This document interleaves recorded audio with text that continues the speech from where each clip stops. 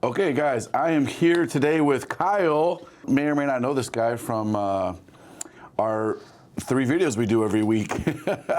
So he's the creator, writer, mastermind behind Seeds of Evil. So I'm going to actually ask him some questions today, and then I'm going to get his opinion on a couple things at the end. So yeah, this could be a lot of fun.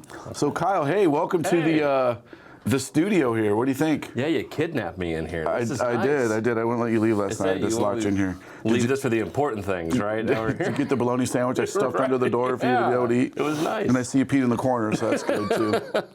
Keep it short. So I want to get into this interview, and I don't want to make this too long and boring where people are just like, ugh. So I want to try to keep it interesting. So I'm hoping this is going to be for other people that want to create a comic book to kind of like help them maybe understand some of the process, the mental hurdles, the challenges, the joys of it, because there are some joys. Yeah, they may be few and far between, but they show up, right? They exist. So first off, we read 20 to 30 comics a week. You've been reading comics for how long? I mean, I'm 36 right now, gonna be 37, so I mean, I was probably 4 or 5. So forever. Yeah, 30 years. Ever since you could start reading. Mm-hmm. So you'd say you have a wealth of knowledge of reading comics. Yes, good and bad. Yeah. Yes, good and bad. So how much did that reading comics your whole life, how much would you say that helped, hurt? Did it make a difference at all when you went to start making your comic? You know, that's a good question because there is so much out there, and especially at my age, coming in the 90s when the boom was taking off. Boom. I mean, image boom was going crazy. Everything was, holofoil and big guns, big pouches, big muscles, all that stuff. So, you have a lot of that in your back of your mind, whether you want it to be there or not. So when it comes to wanting to create a comic book, you draw on all that knowledge, whether you think you are or not. Yeah, you almost can't help it. You can't. Yeah. And some for good and some for a detriment, where you see this bar that has been set, and then you're looking at some of these works where you're like, wow, I would love to write something like that. Yeah. Look at Kingdom Come. Look at Dark Knight Returns. Look at some of this the seminal stuff that's going to last forever. You look at that and you're like, I will never be able to create something like that. You want to, but you probably won't. And so that could turn off a lot of people and be like, I can't do that.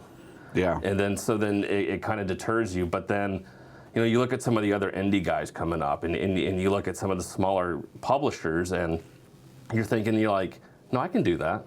I can, if there's somebody there and you have a story to tell, comics is a really fun medium to get into and to really kind of stretch your creative side of yourself if you have that. And I really think that was something that, I felt I wanted to try to tackle. And for better or for worse, it's out there now. Yeah, so, right. but it's fun. It's a kind of a crazy process, so from start to finish. So I noticed that too when I started to make comics. I started seeing like, oh well, like you mentioned with the indie creators, I was like, well, this guy can do it, so I'm pretty sure I can do it too. Right. So that kind of inspired me and pushed me to do it. Was there any in particular creators you looked at where you thought, you know what, if this guy can do it, I can do it, or maybe this guy is inspiration for me, or vice versa, where you're like, this is so bad, I know I can do better? Yeah, so at the time when we were reviewing comics, there was a horror imprint called Black Caravan. Oh, I remember that. From Scout, and they were putting out some really good horror books. And that was something that was kind of piquing my interest to where I'm like, this is kind of a small horror imprint that this larger company has. And, much like movies and, giant, companies that have that, they have their little horror imprint.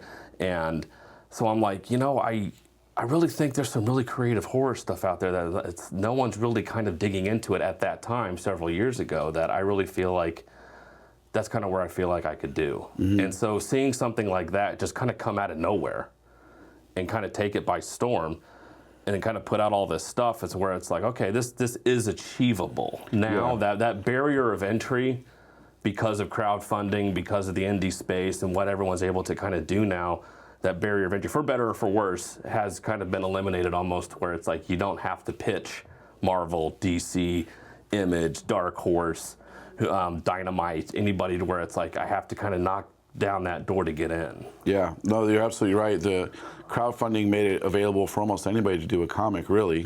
Congratulations, by the way. Your crowdfund just more than doubled what it was supposed to take in, so that was pretty awesome. That was great. That was pretty cool. Yeah, no, I'm partial thanks to you, a lot thanks to you, actually. Yes. I don't know what you're talking about.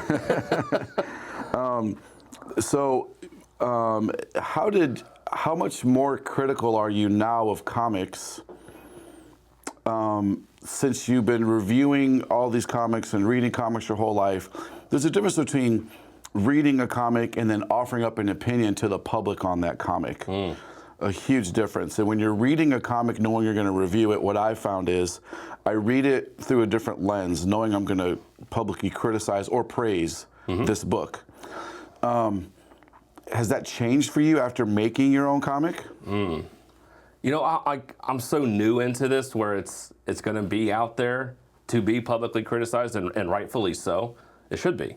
And is it going to be perfect? Absolutely not. Are people going to find flaws? Yes, you can find flaws in everything. Go back to literally any comic book and you're going to be like, they could have done that. This panel doesn't, So I feel like now, having put myself out there creatively, having created my own product, to where then you're then opened up to that same criticism. I look at, you know, when we do our reviews, looking at it from a different lens of like, man, why did they choose this? I really feel like knowing the process to which we had to go back and forth with, from everything.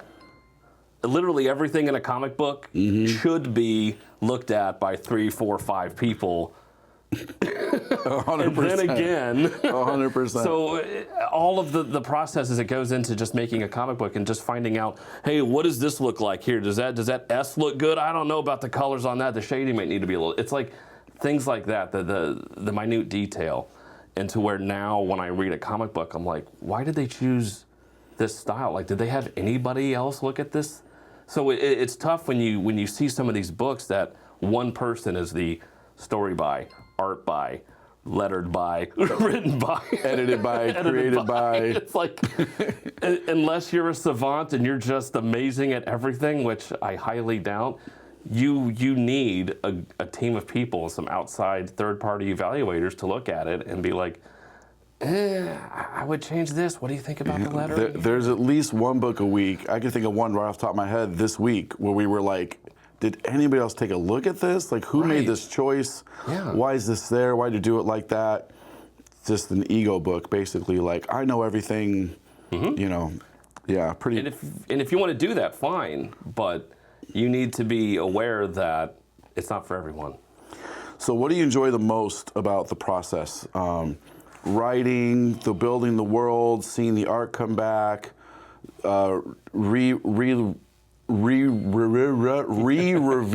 the script, because when the art comes in, well, I guess let you talk about that. You have to, when the art comes in, you notice sometimes the scripts, oh man, this doesn't match exactly what I had planned, so you have to go back and redo it. What were you surprised by the most, and then what did you enjoy the most? Yeah, so being a first-time writer, I was surprised about how I thought I knew how a comic book should be laid out in my head. Now, that being said, there are some visuals that I had when I wrote it to where I'm like, I want this in the comic book. It's a great establishing shot. It's a great action shot. It's a great, pan up, pan down, whatever I had in my mind. I'm like, I want to see that. And when you get to see that and it looks good, you're just like, yes. It's when I thought I had an idea in my head and then I see it and I'm like, that sucks. And so that's the fun process of especially working with an artist like Lorenzo Nicoletti, who, he's a big guy over in Italy and not so much over here in the States, where he has a completely different mindset and view to everything. And so then he'll look at my script, and we've gotten to the point now to where he'll kind of be like, hey, can I do my interpretation of this, what I see it as, and let you know? And I'll be, okay, sure, I'll give you my opinion. And sometimes it's better. Sometimes I'm like, oh, that works. I didn't need 5 panels. 4's great. That's awesome. You let him do that. You let him have the creative freedom to actually participate in the creative process as an artist too. I think it's huge, and I'm trying now to kind of not limit myself or hinder myself to be like, okay, page 1, panel 1, this, to where now, like you see some of these guys like Daredevil, Cold Day in Hell, or with Charles Soule and Steve McNiven, to where Charles Soule will just write page 1, here's kind of a paragraph. That's it. And it's up to Steve to then choose what the panels and page will look like. I love that. I think that's fantastic, but that is, you're relying, now Steve McNiven is, a legend, to where you can do that with a Steve McNiven. Now, some of these artists, they may need like, okay, I need to see how many panels you have, and we'll see if that works. And so it's that give and take. It's realizing who you're working with at the time and what they prefer. It's not like, no, this is my book. I am the end all be all. You write it, draw it exactly as I wrote it up. It's like, no, that isn't necessarily the case. I've operated on both extremes where I've had an artist just kind of go crazy and draw stuff, and then I'm like, okay, it looks really good, but I got to go back and almost rewrite the entire dialogue. Right. And right now, I'm actually working on one where I am so specific about every panel, what's in the panel, the camera angles, almost like how everyone does their research, how Alan Moore wrote The Watchmen. It was so incredibly finitely written out in extreme detail. And then, like you said, you have something like with Charles Soule and McNiven in the back of Cold Day in Hell, where you put the script process. I loved reading that. It was fascinating. I love it. Especially as a creator, it's like, give us more of that kind of stuff. It was so cool. Just get a comic on that. It was really cool. Yeah. Was there ever a time when you got really frustrated and you were almost just like, F it, I'm not doing it? A lot. Oh, yeah? Oh, yeah. So what leads to that? So obviously with language barrier is something that is a problem. Look, I'm new with this. He is new as in dealing with somebody who doesn't speak his language. And so that language barrier between a writer and an artist is a problem anyway. I don't care how amazing they both are. That's just something that, we would go back and forth on stuff. And at the end of the day, I'm just like, look, just listen to me and just do it. I'm telling you to do it, just do it. And so there are frustrating things like that, to where it's just, will you just listen to what I say? Yeah, when you have two creative people that are super creative, you have a vision. Well, this person might have a vision for what they want. Right. You almost have to, at a certain point, be like, look, I'm hiring you to do this. Right. So, and you don't want to go there. I know. But sometimes you're like that. And then relying on someone like you, a publisher / editor, somebody else to come in and say, okay, objectively, here's what's going on. Here's what they've sent. Here's what I wrote. What do you think? And then somebody, again, having another voice in the room isn't necessarily a bad thing in the creative process. Yeah. So somebody being able to come in and say, yeah, I can kind of see, you're kind of overstepping a little bit. You kind of need to just let it go. Is it really that deep? Well, what's important is you got to be able to know what you don't know. Correct. And be able to have, most creatives sometimes, I wouldn't even want to say most, that's not fair, but some creatives, just like anybody in any industry, their egos get so out of control, they can't take criticism. They don't want criticism. They just want people to look at something and tell them how great it is. Yeah. Like, look at this thing I wrote, what do you think? And if you give them criticism, they're either going to ignore it, or they're going to be butthurt, or they're going to think that you're a big meanie. Right. They just want someone that's going to be, it's the best thing I've ever seen. Oh, you're the best. If you can put that aside, and like you said, having 2, 3, 4 sets of eyes on something, and we talked about this before, but I don't want to hear how great it is. Tell me what's messed up about it. Tell me what you don't like. Tell me what should be fixed. Yeah, it's that seeing the forest for the trees. It's like I am so hyper-focused on 1 or 2 things, to where I'm not seeing the real big picture here of, okay, I'm focused on this one panel, on this one page, and this one face that looks stupid, and fix the damn face. And so someone else on the outside can look like, whoa, like this doesn't even match. Like when you flip the page over here, like this doesn't even, why did this happen? Or what is it, like, look at the bigger picture here. In the grand scheme of things, when you flip a page, does this cohesively make sense? And so having somebody being able to even objectively look at it from, a 30,000 foot view is important. A lot of 100%. times. Someone that's not so emotionally connected to the project helps also. Mm-hmm. So how do you push through those times when you just want to say, F it, I'm done with this, I'm frustrated? How do you get through that? First off, I think it's being mature. Okay. It's realizing, like, look, at the end of the day, it's a comic book. Like, at the end of the day, I chose to do this, right? Yep. I came to you with an idea, and it wasn't like, here, you need to do this right now, write this for me. It's like, no, I came to you with this project. So at the end of the day, it's, you know, those tough times, it's just like, isn't this awesome? Like, my biggest complaint at the end of the day is being like, well, man, the artist sent me back something I don't like for the comic book. Very first world type problem. One of the most first world problems you can have, to where it's like, okay, take a step back.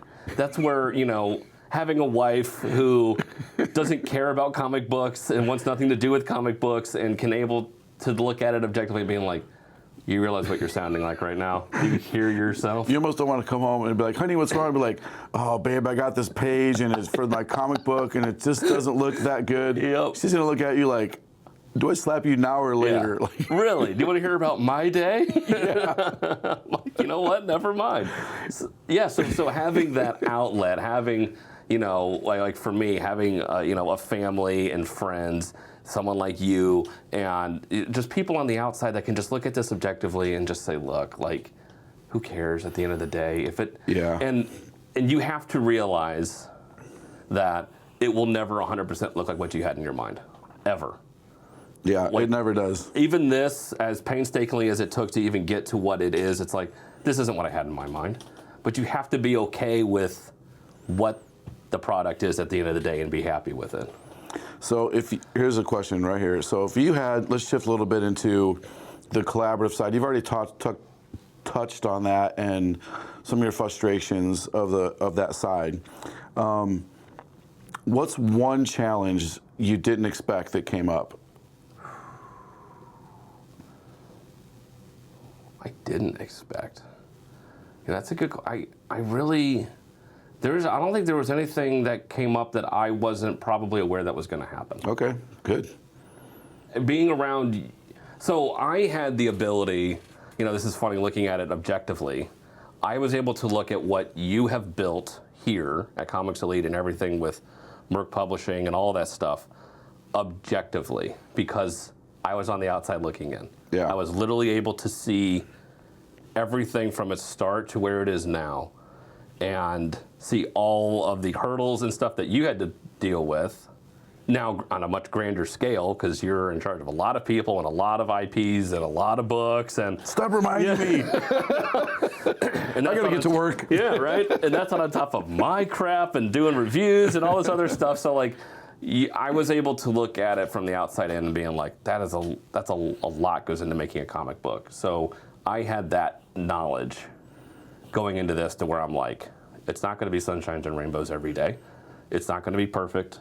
We're not going to get along. The artist doesn't have to be my best friend. I'm hiring somebody to do this job and we can collaboratively work and create a product that we're both happy with at the end of the day. And so there was really nothing that came up for me making this that I was like, uh-oh. And again, there was nothing really serious that came up that was like, uh-oh, code red, what are we gonna do? Yeah. So what was the most enjoyable part of it for you? There were a lot of moments, like seeing it in print the first time. Mm-hmm. I think that is when it's like, that's real. Like it's real. Yeah. It's actually here. I can hold it. I can touch it. Like it's actually Yeah. here. So speaking of seeing something in print the first time, how was it when you saw your name Look and at a that. signed book Seeing my name in a signed book. with a 9.9? 9.9? I mean, that's serious. Like, my name's on this label. Like, it's crazy. Like, It's kind of surreal, isn't it? it is. It's almost like I don't deserve that. How did it feel the first time you got a book in front of you and I was like, all right, sign your comic book? It was almost like, why? Like, who wants? Nobody cares about me. Yeah. Like, nobody really gives two hoots. Like, it would be like, oh, here your mom wants you to sign this for you. It's like, okay, sure, your mom will always want you to sign a book. Yeah. But like, no, this is a stranger you don't know that wants you to sign this book. It's kind of crazy but fun and cool all at the same time. It's all those emotions of seeing, especially with this project, where it was in the way back machine years ago, and to where it is now. Just the complete craziness of it all. It's pretty wild. It's pretty awesome. Pretty wild. That's mine, by the way. You can't have it. You take that back. That's my copy. So, if you had an unlimited budget, what would you do different next time? Unlimited budget. Unlimited budget. I mean, I'd be getting Jim Lee, Alex Ross. I mean, I would be hitting up all creators. You would go super. I love how your first instinct was not, I'm going to do a super deluxe spot foil covered in gold cover. It's about the creative process. Your first answer was, I'm going to go for a big creator. Yeah. I'm going to hire Jim Lee and Frank Miller before he leaves us. and you know, Garth Ennis and co-writer, like, that was your first instinct. I'm going to go after these guys. I want to get the best talent artists out there, and I want you guys doing covers. I want you doing interiors. I want you doing pinups. I want you doing posters. Like, I want to take all of every sketch you ever do. I want to take it and own it forever, so that I can use it. I want an 18-part J. Scott Campbell connecting cover set. It's so awesome. Oh, God, someday. So what's your current take? We're going to shift a little bit more into your perspective on the indie comic industry. Oh, boy. So what's your take on the current, because you follow Kickstarters, you follow some, what's the other one they use, the other crowdfunding? Indiegogo. You follow Indiegogo stuff. You follow a lot of the indie stuff that's going on. Plus you read 20 to 30 comics a week.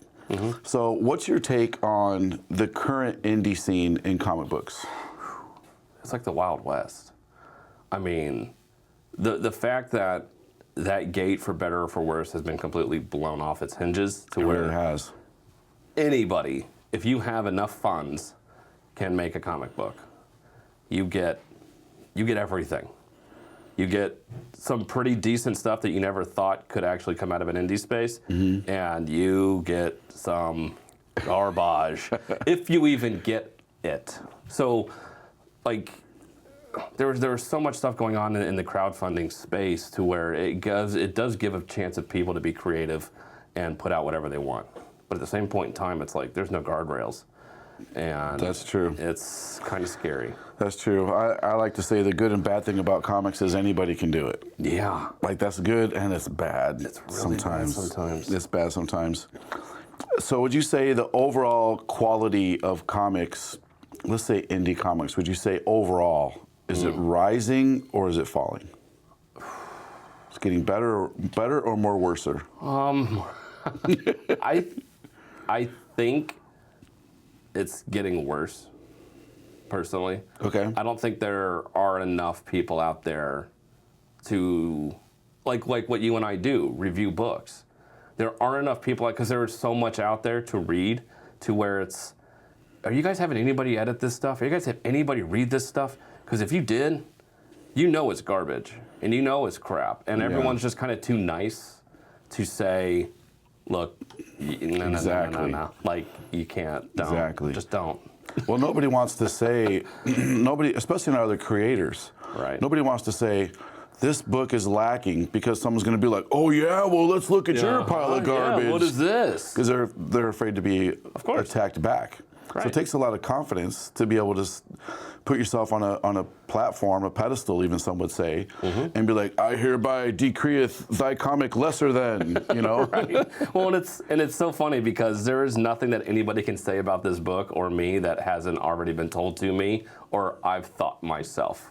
So go ahead, and you want to nitpick, you want to comment, you want to say your things, fine. I'm sure I've already thought of them, and I've thought of things much worse. So go right ahead. Yeah. You can't say anything to me I haven't said to myself already. You're not going to hurt my feelings. Nope, not at all. Because I'm not made of straw. I am, Correct. I am a grown man. Yep.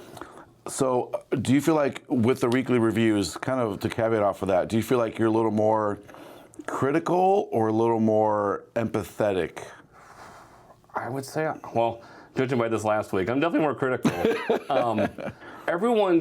It's easy for everyone to be critical of Marvel and DC. Yeah. Because they're the standard. And it's easy to go after the big dogs. It's easy to say, well, Batman sucked, and Wonder Woman's not very good. It's like, that's easy. That's the low-hanging fruit that everyone can look at and say, okay, well, I feel comfortable making fun of Marvel and DC. It's like, okay, we'll pick apart your buddy's comic book, and why isn't that very good? Because you know it's not very good. Yeah. Well, I don't want to start going into that muddy territory of this, that, and the other. So I think I've become more critical because I knew what it took to make this. And it's still not very good. It's still pretty good. It's still not great. You look at these great things, and I'm just like, that talent, like what that took, these people have that extra thing. Just like that, what Michael Jordan has, that's what makes him the GOAT. It's like, it's just what some of these other people have. They can switch it and turn it on to where I'm just like, wow. It just kind of humbles you to be like, okay, like they're on a different playing field. Well, I think about it too, where some people, like for you, this is a side project, it's a hobby. Right. You have a family, you have a job, you have all the things that take up most of your time. Imagine being able to be a professional creator that you can just focus on, okay, going to work today means I have to get in a creative space and I have to write this book. Imagine how much time you would have for research, for professional development, developing your writing skills, taking classes, reading books, doing online courses. I've read some books and watched stuff online, but I've never been professionally trained. So to your point of Marvel and DC, these are trained professionals who are supposed to be the epitome of making comics, that which we all should aspire to be. Correct. Everybody wants to write or draw for Marvel and DC. Everybody wants to work for the big two. Everybody wants to work for an Image book, depending what it is. Right. Spawn. Everybody wants to do a Spawn thing, right? Yep. So that's why it is easier to make fun of them. And I would argue and say rightfully so, they should be more critiqued and criticized. Agreed. 100%. Yep. I agree with you, sir. So, have you ever ran into any like bad actors or scammers? Have you seen people you would consider a scammer or someone that's like, I like to use another friend of mine, Brian, likes to use the word grifters. Yeah. You know, kind of in the community, just you can tell it's like, I hate to say the word cash grab because I hate that because we're a capitalist society. Everything is a cash grab. But someone making this, we want to make money. Duh. Yeah, someone I would categorize it more as someone who just does the absolute bare minimum because I know how much passion you put into this. Yeah. Time, energy, thought, hours, time, so much time. The emotional stress, even though it shouldn't exist, that comes with making a comic we talked about, right? First world problem. But it exists. Yep. Because you care and you're so passionate about it. When you see, have you seen someone where you feel like this is less than they didn't even try? Yeah. Oh, a lot. And not only that, I've seen and I've funded several books that just never got made. There's so many out there that take 4, 5, 6 years and you still don't have a product. You don't have anything. Yeah, there's big names that have unfulfilled crowd funds. There's lots of, I don't want to say smaller names, but I know of 2 of them right off the top of my head that I would have considered peers that have, one has 2 unfulfilled Kickstarters, one guy has 1, and it's like, what are you doing? Yeah, why? Like, what is, and I understand that there are almost kind of 2 camps of the crowdfunding space. It's those that believe it is there to make the money to make the book. I'm crowdfunding Seeds of Evil. I want it made, and let's take that $7,000 that we made, and now let's go make the book, now that we have the funds to make it. So there are those people that say that is the only reason crowdfunding should exist, is for people that want to make something. And then there are those that have the means and ability to already have a product and then crowdfund to recoup those funds. Yeah. And so I think there's space for both. I don't understand this like, no, these people are bad.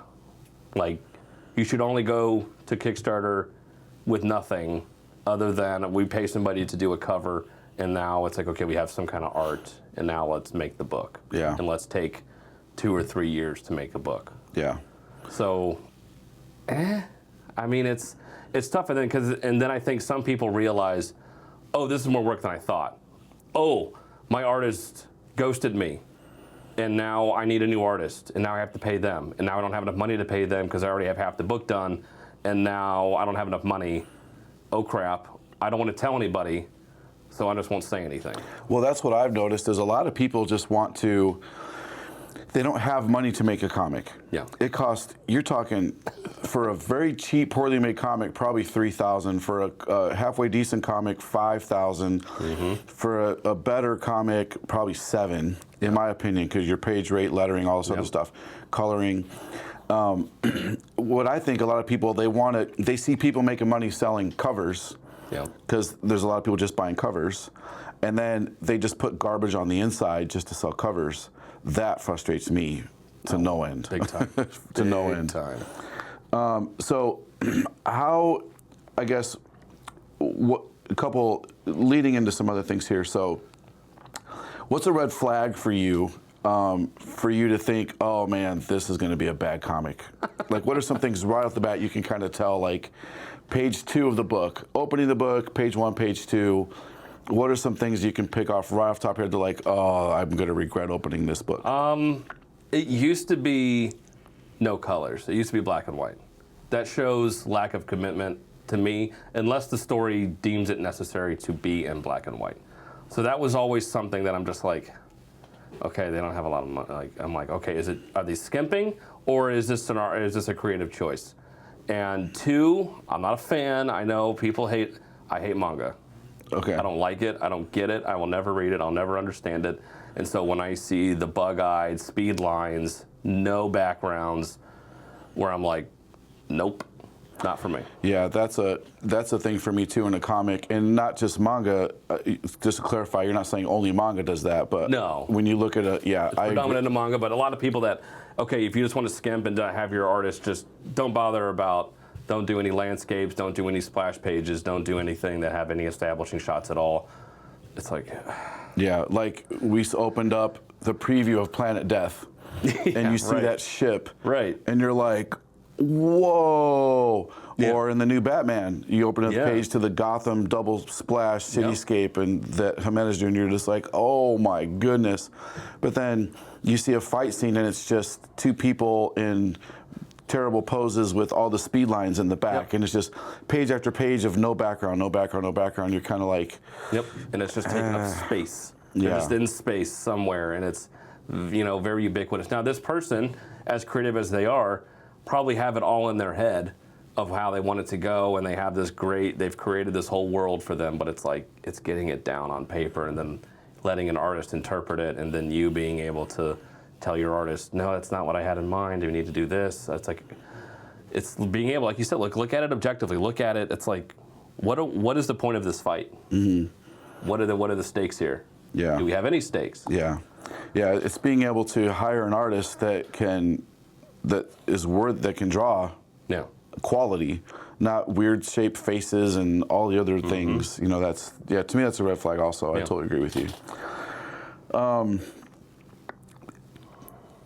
So that's kind of the same thing. Do you think, so as a creator, do you think people have a standard, an obligation to uphold a certain standard? So let me throw a couple things out at you here. Let me be devil's advocate. Okay. I'm broke. I really am broke. I'm broke. Join the club. Yeah. I can't afford to make the quality I want to make. I just got to get off the ground. Okay, I'm going to hire my friend for $20 a page. Okay. And it's going to look like, and my friend just started drawing last week. Okay. So, but that's all I can afford. Okay. So should that guy get a pass? No. Okay. Sorry. No, I mean, why not? Tell me more. So I would then be like, why do you want to tell this story so badly? And what is this the correct medium for you to tell the story? Why does it have to be a comic book? But I just love comics so bad. Okay, well, I love a lot of things too. That doesn't necessarily make it okay. Yep. So I love movies. Does that mean I can be a movie producer and a director? Well, my buddy has a camera. I have an iPhone. I have a phone. Let's go make a movie. I'm like, no. You see the setup here. You saw what it takes to even do this. Yeah, just put this together. Yeah. I can't do any of this stuff. Yeah. And so you have to think about it objectively. Again, is this the right medium for you to tell your story right now? So how about you tell a short story? How about you write a novel? How about you put it down in that form and then put it out there? Maybe this guy can get better. If you want him to just learn from last week about how to draw, it's like, okay, why don't you pay for him to take some classes then? Why don't you wait? Does it have to be done right now? Exactly. The advice I've given is if you feel so passionate about this story, why are you going to put it out there in such a poor manner? Correct. Then you obviously don't care about it that much. Right. This is maybe a terrible analogy. If I want I love my wife so much, I want a beautiful drawing of her. I'm not going to do it because it's going to look terrible. I'm not going to hire a guy that is going to do a terrible job because I want that product to be display worthy. I want to be proud of it. I want it to reflect my vision of, which in this case would be my beautiful wife, right? Right. So you want Perio to do it, right? I want Lucio or Carla or somebody to do it, right? Someone like that. So keeping that in mind, I have something I'm going to spring on you here. So this is, I'm not going to say who makes this. This is just a cosplay cover somebody did. So I want you to take a look at this comic real quick here. Just kind of cardstock. It's good cardstock, yeah. Great cover. Okay. Great cover for sure. And then just kind of look at it. And, are there any? Okay. Oh, you're trying to see who wrote it? Yeah. I don't know. You don't know. I don't know. So there's I don't know who wrote it. I don't know who drew it. Okay. Yeah, I couldn't tell you. All right. Yep. Page 1, 2. 1, 2. Oh. 3. Well, you're reading that pretty fast. Must not be a lot of words there. And there you go. Oh. It's to be continued from what, though? What is this? What are the? I don't know. It's called the Multiverse Saga. Apparently, it says all over the book. So Multiverse Pinup Saga. So when you go on Whatnot, right? Okay. Where there are some grifters on Whatnot. So you go on Whatnot and you look on this guy's channel, and he has tons of covers like this. Okay. Marvel and DC looking characters all in the background, and he's putting these books up. And if you ask him, what is this book? He'll say, this is my comic book. This is my comic called the Multiverse Saga. It's our comic book. Okay. That's all he says about it. It's our comic book. I ordered one. How do you feel about this being marketed and sold as a comic book? This is not a comic book, in my opinion. It may look like a comic book, but when you have, I would say, you may have one page of maybe story here, and then you have nothing but pinups in the back. Yeah. Which it's like, okay, Which fine. were just past covers that they've already sold. But just put out an art book. Why do you have to put it out as a, like, and you're so embarrassed by your product that you can't even put who did anything in here. There's no creative page. There's no creative page. There's no that. You can see Drawn by, everybody. written by, colored by, lettered by, edited by. Yep. All that doesn't exist in this book, so why? Is it because you don't have the license to Dragon Ball Z? It's because Well, they probably couldn't pay somebody to put that in there to produce it. They just put a PDF. Hey, can you put this together in a printable PDF? Yeah. So, and the quality of art, how would you feel about that? It's art that I don't like. Again, it's lazy art. Like, why do you need 1, 2, 3, 4, 5 little panels here, and then here where it's literally just her looking at a TV? And then, do you need this many panels and now she's laughing? I think it should be not ha. Because you read top to bottom here in the United States. It's not bottom to top, so I don't know if we were meant to do that, but no. But it's a blue screen. What is it? What does this even mean? Like, I have 10,000 questions, and it's not even a comic book. I love how the more you're looking at it, the more angry you're getting. Yeah. That's how I felt looking at it. So in a creative space, if somebody, so how would you feel this being next to your book being marketed as a comic book? Like, here's two comics. Right. These are both comic books. It's like, no, there's not. That's what drives me insane. This is kind of stuff I would call like what grifters are doing. Is they're making just quick crap. This is a 5-page. There's let's count the words. Yeah. 1, 2, 3, 4, 5, 6. There's 7. I guess we'll count ha is 8. 9, 10, 11, 12, 13, 14, 15, 16, 17, 18, 19, 20. I'm not going to count to be continued. Okay. There's 20 words in 5 pages. Not that words makes a good comic. Right. But it looks like it was lettered by Microsoft Word. Right. Maybe. Yeah. So yeah, it's just the proportions are so off. I mean, look at the arms and the different size arms. It's just so bad. So I'm not just trying to crap over this book. Right. I mean, I'm just trying to make a point of, you know, you went through all this work to make this comic. How long did this take not from conception, I say from when you seriously were like, okay, artist is hired, scripts approved, we're gonna go. How long did it take to create this comic, would you say? I mean, it's a year and a half. About a year and a half? Yeah. Yep. And then budget, I'd say the project cost probably, I'm gonna say probably 9 to 10,000 total. 10. We Yeah. had a Lucio Prio cover. That's interiors, lettered, colored, production, Yep. all the covers for the books, designing of the Kickstarter, execution of the Kickstarter. Yep. Probably 10K. We did Yeah. a couple covers in the middle to promote it. Correct. Like this one. Yep. For example. This was the C2E2 exclusive. Ooh. By Ale Garza. This one was colored by, was this Tina or Sanju? This was the Tina colors. So, Yes, Tina, yeah. yeah. The back cover even has great details on it. See, that's as opposed to and that's something fun that you do. back It's cover. that everyone can see on the back exactly what cover, what it's limited to, and everything, and you see all the covers and what they're limited to. That's great. So give me a tip for a new creator. I'm gonna ask you 3 different questions. Tips for new creators. This could be the tip part, right? Just a tip. Just the tip. So if someone wants to start a project, what's the number one piece of advice you would give them? So if someone said, hey, I want to make a comic book. What's the one piece of advice for me for making this comic book? Be open to criticism. Perfect. I mean, that's probably one of the biggest. I love it. Find a very good artist. Awesome.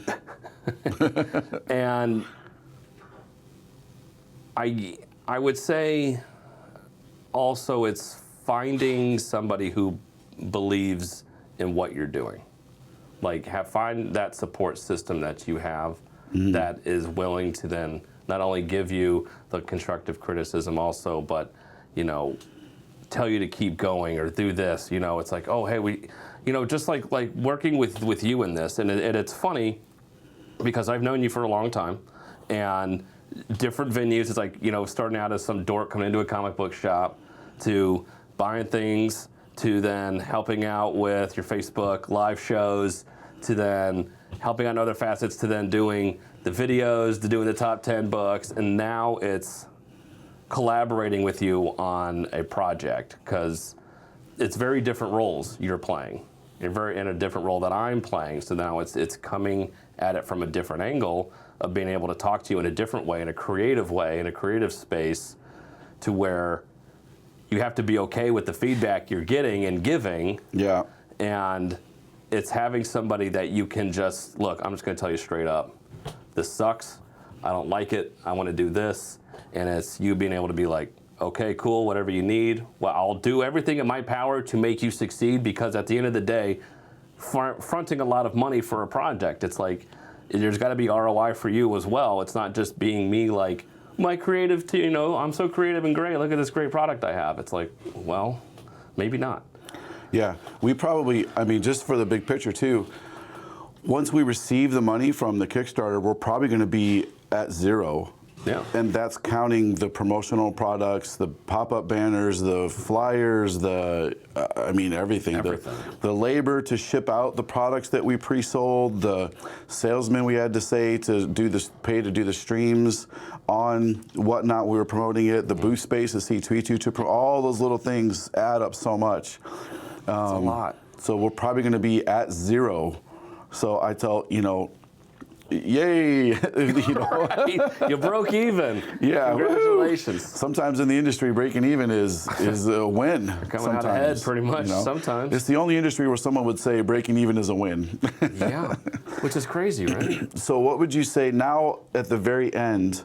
What's one thing you're going to do different for the next issue? I am going to, like I was kind of saying and alluding to, I'm going to be more collaborative with my artist going forward. I was very rigid because, again, we didn't know each other. And so I was kind of telling him, like, no, I want this. I want this. Do it this way. This is how I see it. Just shut up and do it. And now that we've kind of had a, back and forth and give and take on some things to where I'm now more open to him, letting him flex his creativity and say, you know what, let me show you what I can do. And so I love that, being able to do that now and relying on them. I think that's huge. Yeah, I love when I can read an interview with somebody, for example, Scott Snyder and Josh Williamson were talking about DCKO, and they're so excited to have the artist on board that they have, and it's like, we want to work with them for a long time and blah, blah. It's like, you can tell that process is there. They trust the guy, they know what he can do, they've seen his stuff, it's awesome. But you have to build that up, either from previously working with that person. Like, look at Snyder and Capullo. Right. I mean, how much trust is there? How many projects have they done together? Donnie Cates and Stegman. Yeah. There's names kind of go hand in hand. Right. For what they've done. Alan Moore and Dave Gibbons, Right. All the stuff they've done together. You can work with Alan Moore. Yes. But yeah, it's just because, let's say we could get Greg Capullo.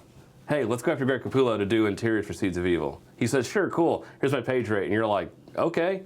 And it's like, just because we can get Greg Capullo doesn't mean that it's going to somehow mesh and we're going to create the greatest thing of all time. Yeah. It's that we have to match. It's got to be like that, chocolate and peanut butter. He'd probably be like, these guys don't know what they're doing. Yeah, these guys are stupid. I need to be charging more. What was my page rating? He's like, let me draw this and get out of this project as fast as I can. Let me add another zero These to two that. idiots trying to make a comic book.